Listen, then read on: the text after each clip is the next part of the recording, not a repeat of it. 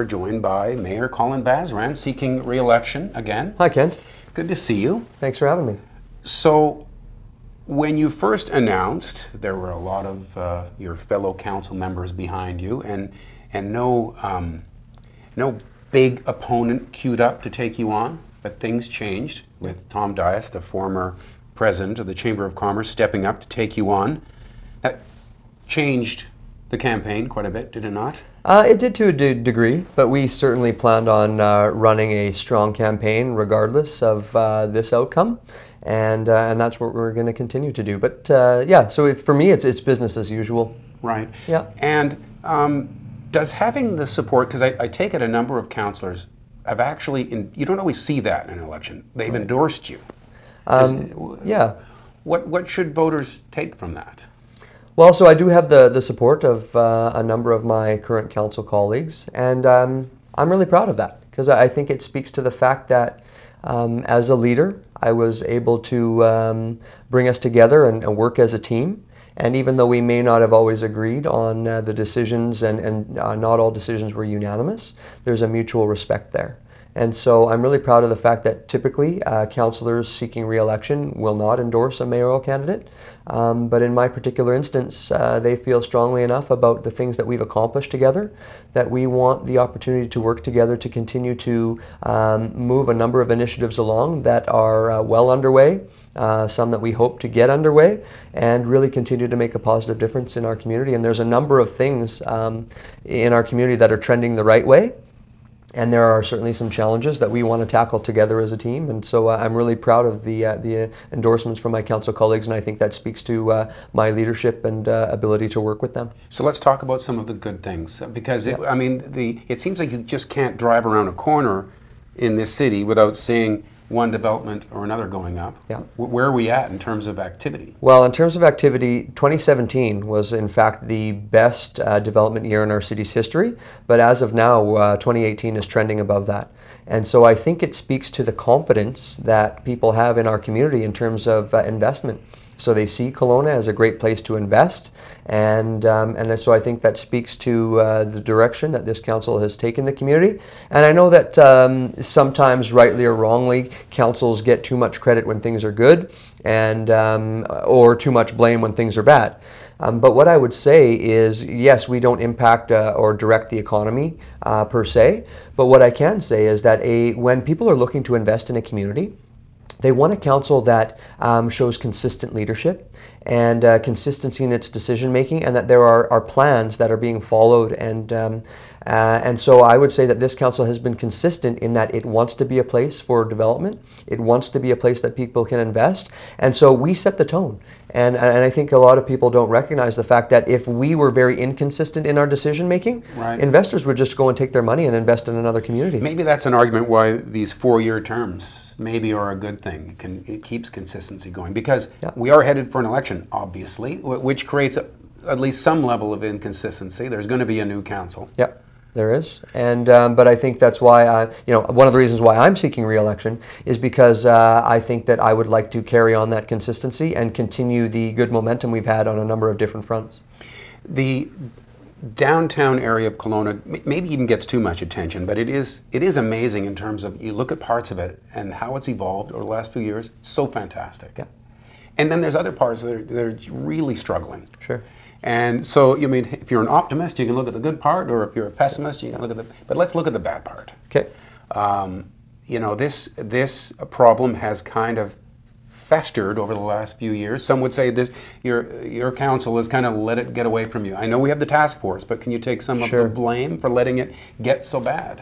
You know what? This is a societal issue that has been building for decades, and so I think that certainly council plays a role, but this is much greater than one person or one council. But what I can tell you is that this council has taken significant steps to try and make the situation better. And again, that's one of the reasons why I'm seeking re-election, is to make sure that the plans that we have moving forward and the things that we've invested in will make a difference, will get people off the streets, will continue to make downtown a safe place for everybody. And again, you talked about wanting to start with the bad parts, but we also have to talk about the good parts. We have seen record investment in our downtown. If downtown was such a terrible place, we wouldn't have this investment taking place in our downtown. So there are things that are being done, but what I'm really excited about is that there are plans in place to get people off the streets, and in fact, we have supportive housing units opening up in the next couple of months that will get 88 people off the streets, and plans to continue that even further and get more people off our streets. So there is work being done actively right now to address it. I must say, I'm somewhat skeptical when we build this housing more on the periphery of the city and not in the downtown. Are these people really going to pick up and go there? Or are they so attached to this downtown life that they will just curl up in an alcove or an alley somewhere? What do we? Sure. So I've had the opportunity to tour Cornerstone, which has been one of the biggest drivers of the issues down here, and which we do have, or BC Housing is planning on closing later this spring, because we will be able to put many of those people into housing with supports. But what I wanted to say is that when you talk to the people in Cornerstone and you take the time to get to know them, you actually find out that they do want housing. And they will make that move. And they will make that move. And so I've heard it myself. So this isn't just something that I've heard anecdotally. I've actually been down there, and I've heard people say, we need help, we want to be in housing, and that's why we're working with BC Housing to create these spaces, housing with supports for people to be able to get a roof over their heads, because they deserve that, and we know that if we are able to get people housed, it's proven that they are able to then take the steps to make permanent changes in their life. Near the top of your website, I saw the phrase, great for taxpayers.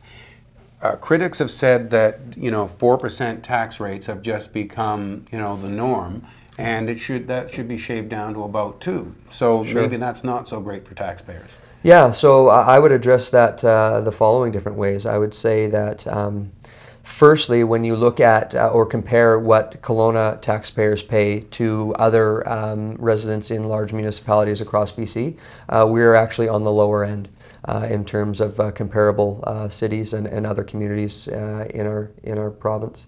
And then I would also say that we were recently awarded or looked at by an independent third party, the Canadian Federation of Independent Business, who looked at all municipalities in British Columbia and actually said Kelowna was one of the best fiscally managed communities in all of the province. So I think that for me it's all about fiscal responsibility, that we need to make sure that every dollar spent is going to the appropriate services and amenities. And what I would say is that, of course, anybody who's not on council, who wants to be on council, is going to say, I can solve everybody's problems and it's going to cost you less money. Well, who wouldn't vote for that? But the reality is that's not possible. There's no way somebody can claim to fix every problem we have in our community and it's going to cost you less. So all I have ever said is that we are going to tackle the issues in our community. We're going to make sure that the dollars we spend on those issues are spent responsibly. But at the end of the day, we have an infrastructure deficit. We're a growing community, we have aging infrastructure, and what I keep hearing from members of the community is we need more amenities, we need more services. So I want to make sure that we continue to make Kelowna an awesome place to live, but that the dollars we spend are done responsibly. But we can't keep passing the buck and artificially saying, I'm going to keep your taxes at 2 when the cost of a new RCMP detachment is going to require more than that. You can't just keep putting off those projects, because all you're doing is you're shifting the burden of responsibility, and who's going to pay for that? On the backs of my kids who are coming up, and the infrastructure deficit will just grow. So I'm all about tackling the responsibilities that we have before us, but doing so in a financially responsible manner, because just simply pushing it off and saying, I'm going to keep your taxes low and not deal with the issue is not making our community better. Well, hey, we burned up our time, but we'll hopefully talk to you more before the end of the campaign. Thanks for coming in. Thank you, Kent. Appreciate it. And thank you for watching Kelowna Now.